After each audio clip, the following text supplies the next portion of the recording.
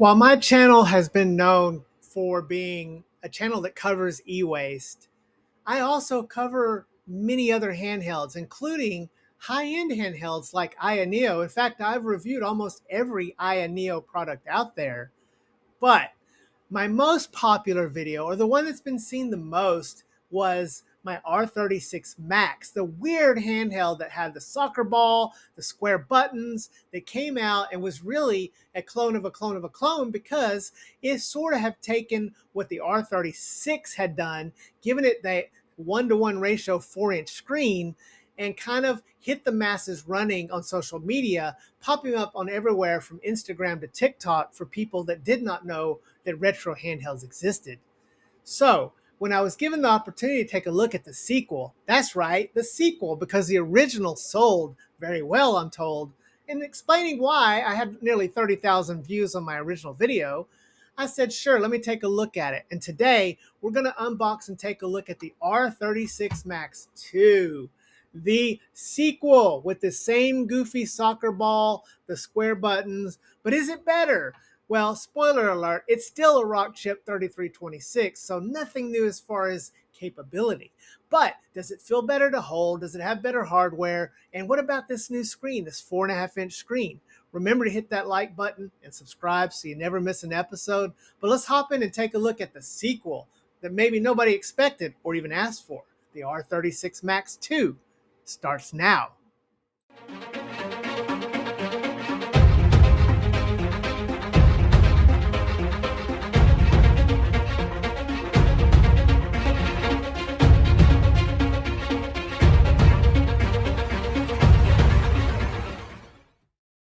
Hey guys, the world is changing fast. Things are happening at a lightning pace, and you may not always have a trusted source to tell you what you need to know.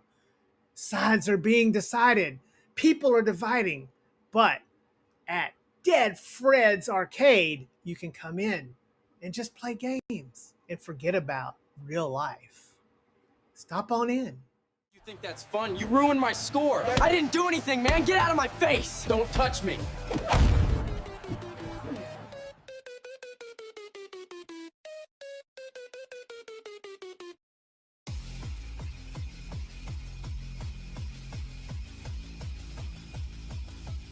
Wait, cut that. Scrap that. No. That's not what happens. That's not a normal day at Deadfred Arcade. Cut. Oh, you saw that? Sorry about that. Anyways, let's get on with this review. And I hope you're all a little more kind to each other, because we need to be. Let's all get along. And as always, we'll start with the box here. And it is the R36 Max 2 from Game Console. This is a very Lisa Frank type design that I'm seeing here. It's kind of very reminiscent of that. There's a lot of colors going on here. We do have the Game Console word up there, and also the resolution here. We have a 4.5 inch, that's what they say, 1024 by 768 screen. So that's a higher resolution. And if it really is 4.5 inch, that's really good. But we know how sneaky they have been lately with those bezels. Model R36 Max 2, the sequel. Now we do have some description down here. Removable desktop leveling device. Wi-Fi. We have vibration motor. Joystick caps can be interchanged. And a 4,000 milliamp hour battery. Nice packaging on the side here. It does go over some of the more specs here. And then we have a recall your childhood. Share the happiness. Share the happiness. Moving on to the back of the front, we do have the colors. And as usual, they have a lot of different colors here. We did go with this indigo and also the red color here. There is on the box black, transparent green, transparent red, indigo blue, white, and other colors, whatever other colors are going to come out. Looking at the back, and we do have the specs here, and this is again the R36 Max 2.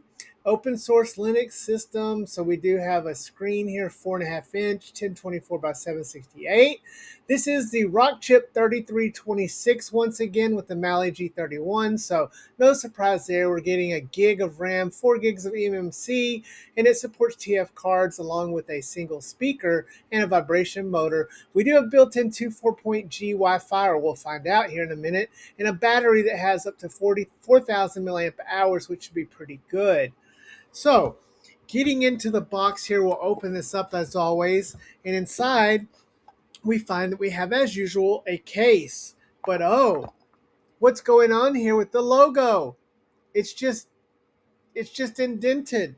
And initially I thought maybe it was just this one I had, but since they sent 2 of them to us, they're both the same way. So I don't know. The logo is now just an indentation. So maybe design look there. This is a bigger case, of course, because it is a bigger handheld. And same nice case. I like that they come with a case. I think that's very favorable overall. Open it up inside as everything falls out here. And the first thing I want to take a look at is this leveling device. It does have the R36 Max 2 logo on there, along with these little things to keep it steady there. Now, this is pretty interesting. I don't know why you'd need it leveled while it's on the back or whatever, but we'll find out about that. Looking through, and we do have a little package here of a screen protector. It's the flimsy kind, so nothing exciting there. We do have a customer support card, a quick guide here to get in there really quickly. And then we have the instruction manual. This is the R36 Max 2 instruction manual. You can see here on the front of the manual, they do show the stick that you can swap out, the little red joystick, so that's nice. This is a pretty nice manual, an accordion style, falls out. It has the specs again. A lot of helpful, useful information here. If you're just now picking one of these up, you've never been in the world of retro handhelds and you saw this on TikTok and you got one of these, so the manual can be very helpful. We also have a USB A to C cord as always, so just a standard fare there, nothing fancy with the cord. And then of course we have the joysticks that you can remove and change out. So we've seen those on other models, most recently the DC line that had these, and so they're pretty cool and effective. Overall, it's a nice presentation. I got to check this out. I want to know what this thing is about because it seems a little silly, but at least it matches the color of the handheld. It looks like it has 2 ports in the back that are going to fit into the back of the handheld to kind of hold it in there. So hopefully this will work very well, but you never know. But let's get this all put back together and let's get the handheld out and take a look at it and find out what we think about this sequel. All right, and first hands-on feel. This is larger. It feels a lot like the original, only bigger. They kept the same design language here with the soccer ball theme. I thought that was so goofy when I first saw that, especially those square buttons way back when. But this original video has been my second most popular video on the channel, amassing nearly 30,000 views. So it is really remarkable that the original of this got so much attention. But immediately picking this up, and it does feel very similar to the original, as you can see here, along with those square buttons. Now, as mentioned, we did get this in 2 different styles. So we do have that beautiful indigo, and then we have this red, orange, red, whatever, sort of transparent one to kind of show both of them off. They both feel pretty well made. I'm going to focus mostly on this indigo one. I think it's the more attractive of the 2.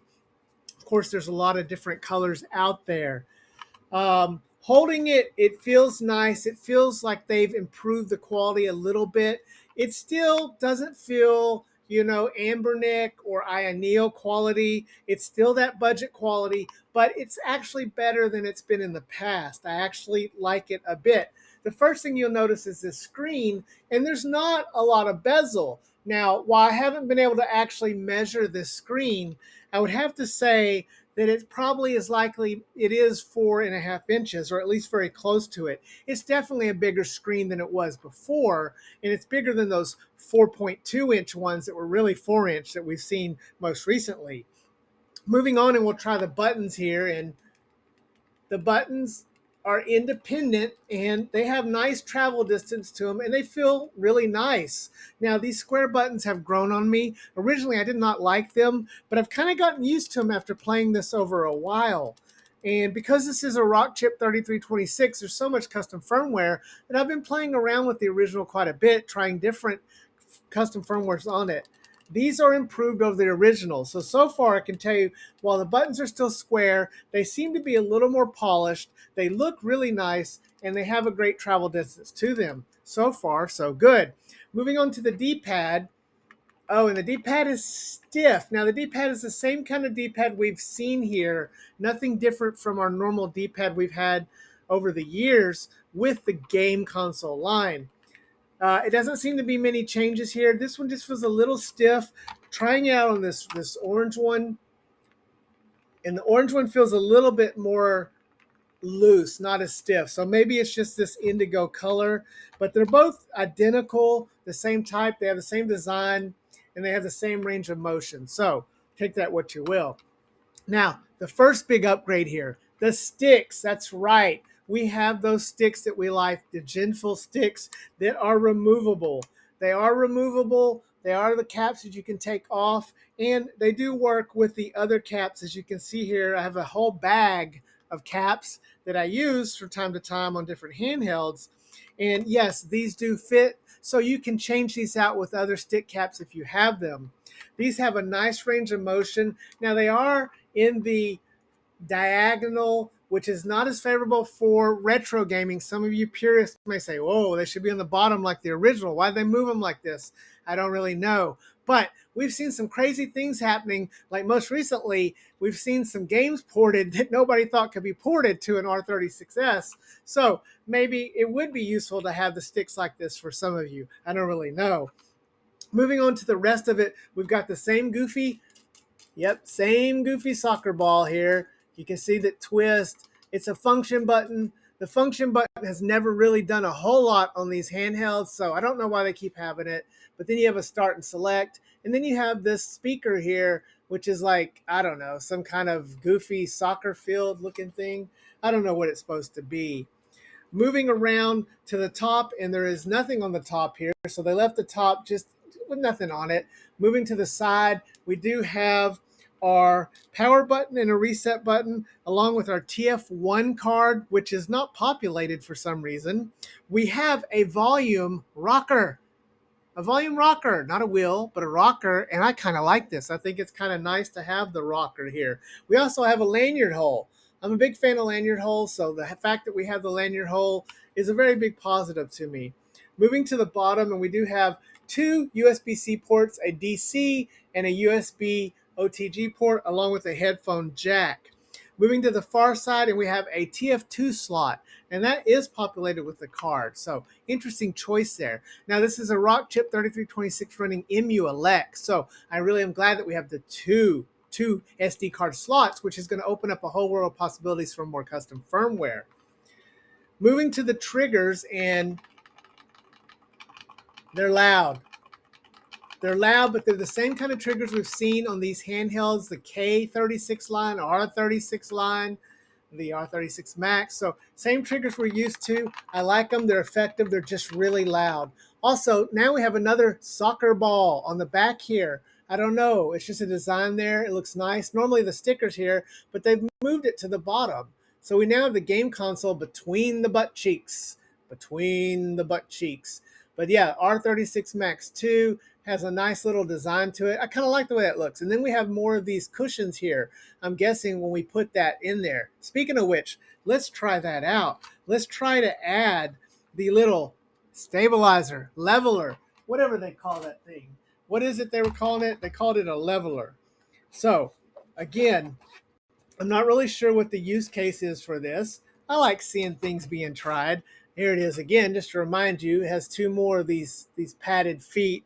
So in theory, you're going to place it into the two holes right there where the screws are.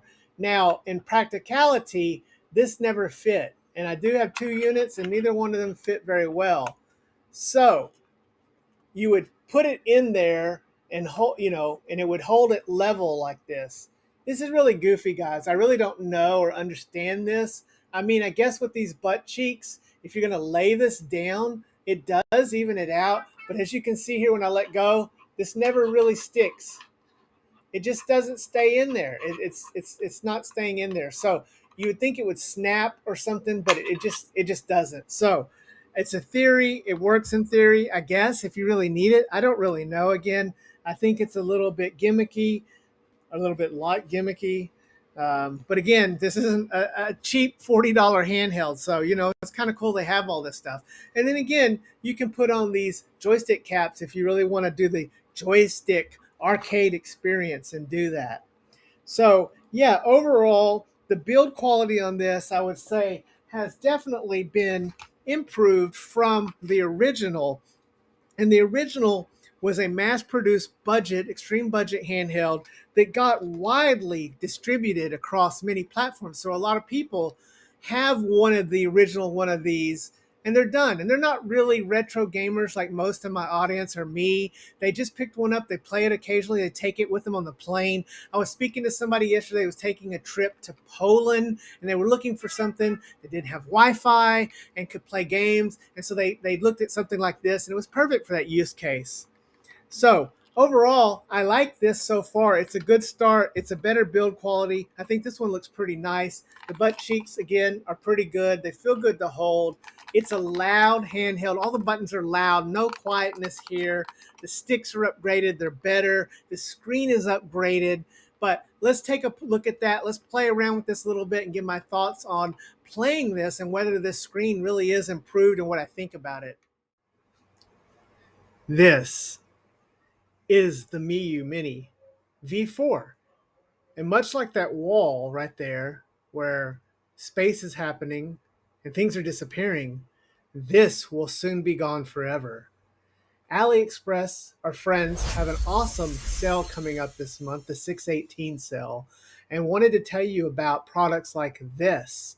Check out our description in the videos at the bottom and look for my special code so you can pick up something like this or any of the wonderful handhelds that they sell. This sale is only going to be limited, but it's one of the best sales of the year. So make sure you check it out and head to AliExpress so you can have a chance at grabbing one of these Miyu V4s before they're gone and as empty as this wall over here. Back to the show.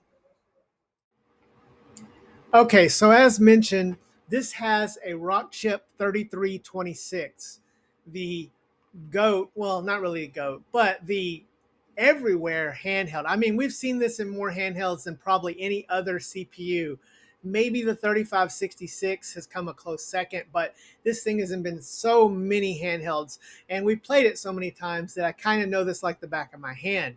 This is a CPU and GPU that works very well for up through PlayStation 1. If you're going to play anything for PlayStation 1 below, it is going to play this just fine. The software has been optimized over the years. We have custom firmware that improves things, no problemo. Once you move into Dreamcast, Nintendo 64, Nintendo DS, and the like, then you start to run into a little problems. PSP as well. Now, PSP being a 16:9 system, this is not going to be ideal for it with this 4:3 screen.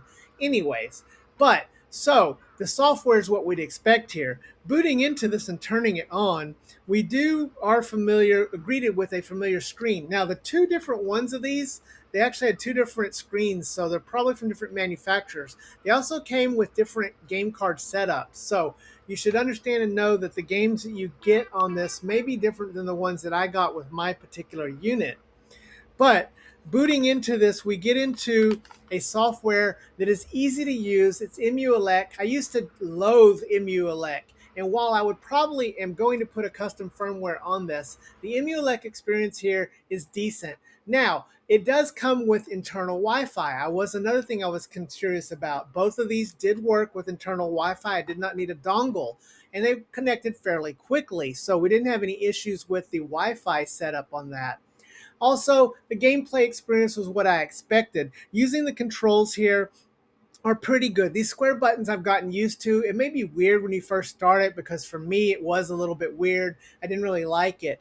Now this screen is nice. The screen is high resolution. You can tell the difference. The 768p comes through. This 4:3 ratio is beautiful. It looks great on things that feature that, systems that look best for it. PlayStation 1 looks great on it. The games that you can get running on N64, Dreamcast look good and great on this. It is a bright screen. It's clear. I think the screen is really nice. I like it. Again, I did not measure it exactly. I don't know if it's exactly 4.5 inches, but I would say it's pretty close. There's not a lot of bezel. It looks nice. So I'm really impressed with the screen here. I like it quite a bit. I imagine we're going to see this same screen in some horizontal handhelds from the company as well. So stay tuned for more of this screen. I would say it's better than the 4.2-inch screen we've seen recently. I do like this screen more, so I think it's improved. Overall, I found the system to be easily used. The Wi-Fi worked out of the box. The handheld looks great. The screen looks great, and the sound is acceptable. The sound is still sort of a weak point. It's a single speaker. It is front-firing speaker, so it does sound okay. But overall, I say that they have improved this in every kind of way. There is not any point of this that is worse than the first version of this. Everything about this is better. In fact, unless you can get the first version for at least 15, maybe $10 or $15 less, I'd say spend 10 or 15 more and get this for the upgraded sticks, the bigger screen, the better build quality overall. I think it's just worth it. Now, the insides are the same, the CPU and all that, you're not getting a difference. But I think I've seen this running at about $45 on AliExpress. After sales, after this has been out a while, on Amazon it's running around the $70 it usually does for these models, so you pay more on Amazon.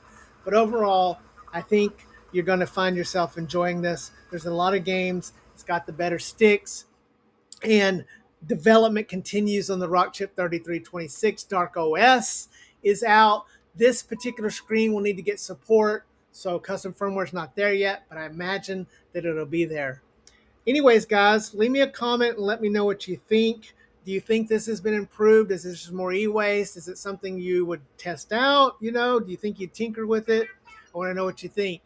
Remember to hug your loved ones and love your hugged ones, because tomorrow's never promised. We'll see you next time, Deadheads. Deadfred out.